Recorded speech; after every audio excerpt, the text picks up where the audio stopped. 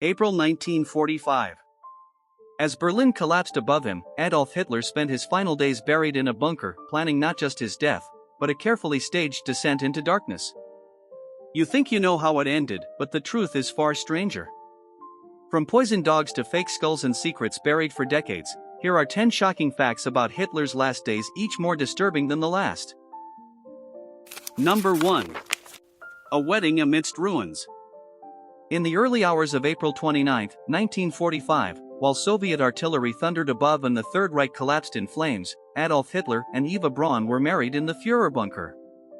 The civil ceremony, held in a damp concrete room deep beneath the Reich Chancellery, lasted barely 10 minutes.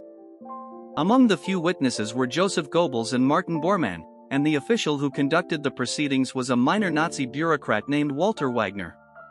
Despite 14 years together, Hitler had always refused marriage, insisting his life belonged to Germany.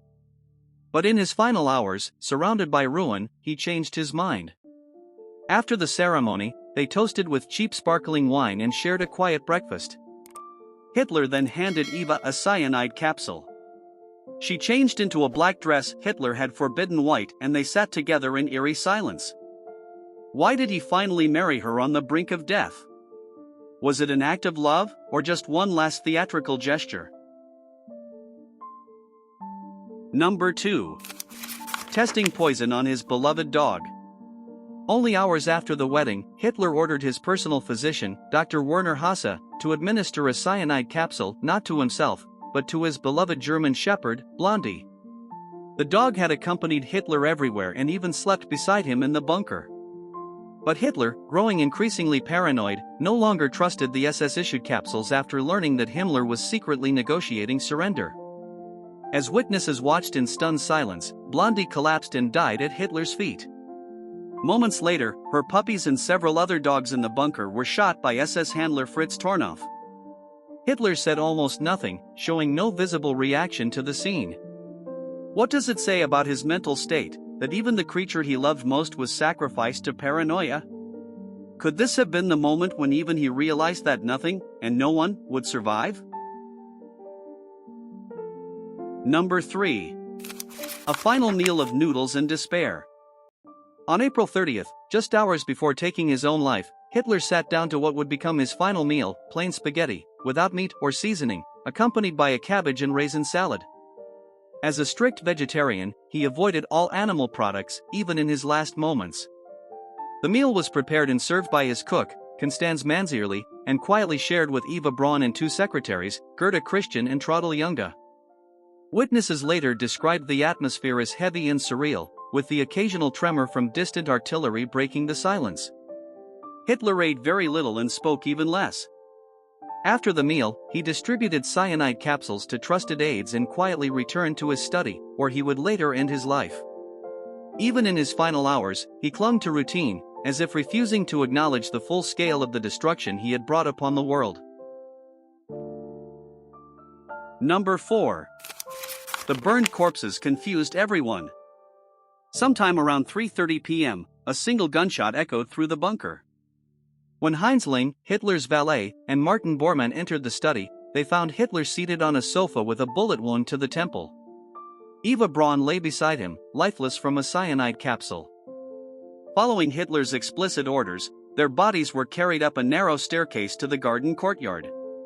With only limited fuel remaining, the corpses were doused in gasoline and set ablaze by Otto Gunsch and a few others. The flames devoured the bodies quickly but incompletely.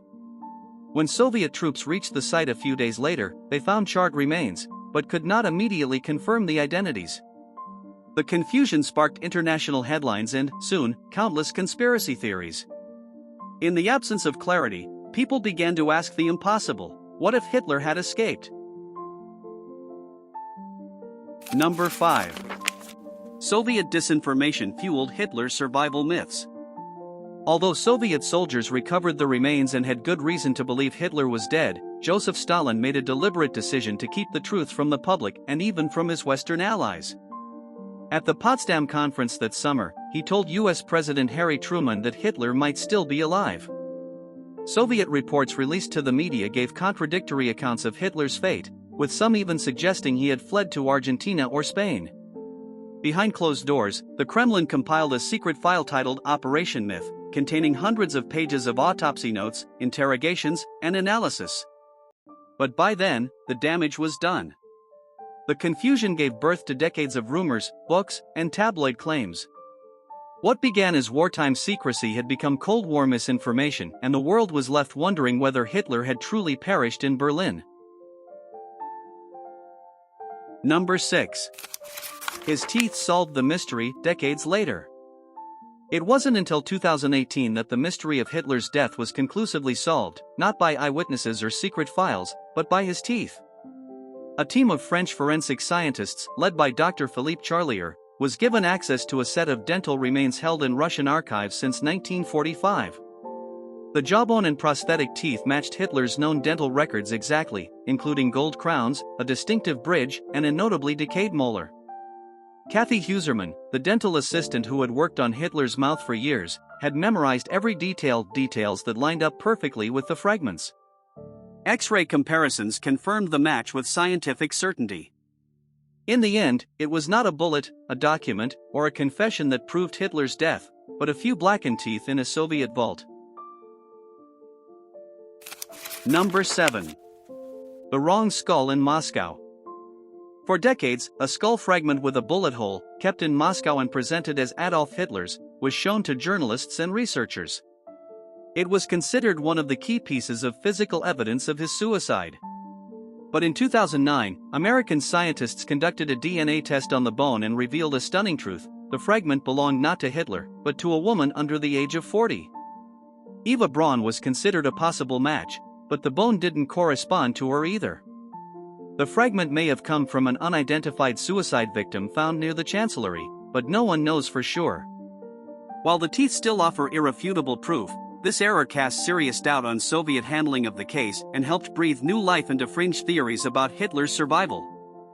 To this day, the skull remains in Moscow, a macabre symbol of how easily history can misplace its villains.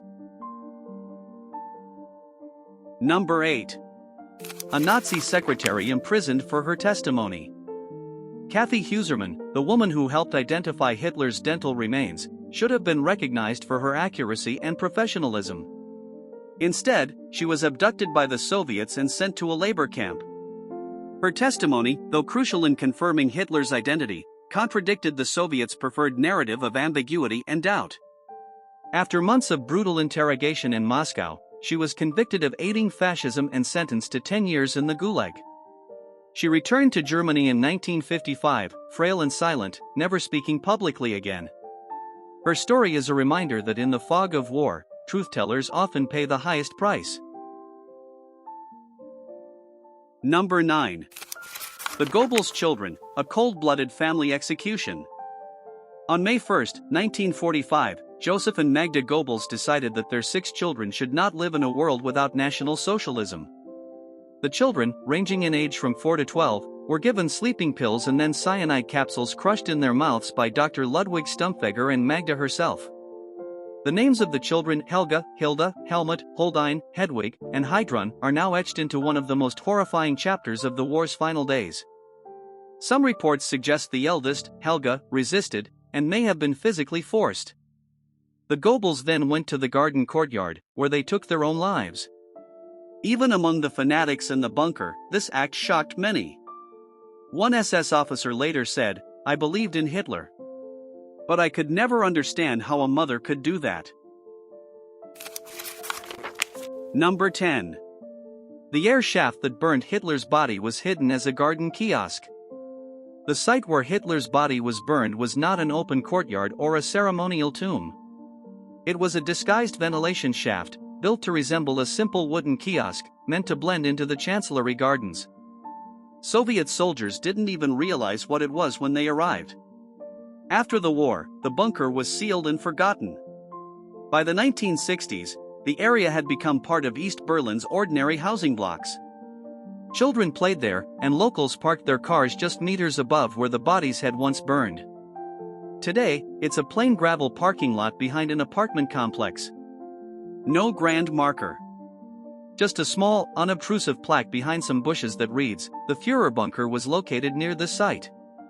History's most infamous dictator was erased, not by fire or war, but by concrete, weeds, and silence.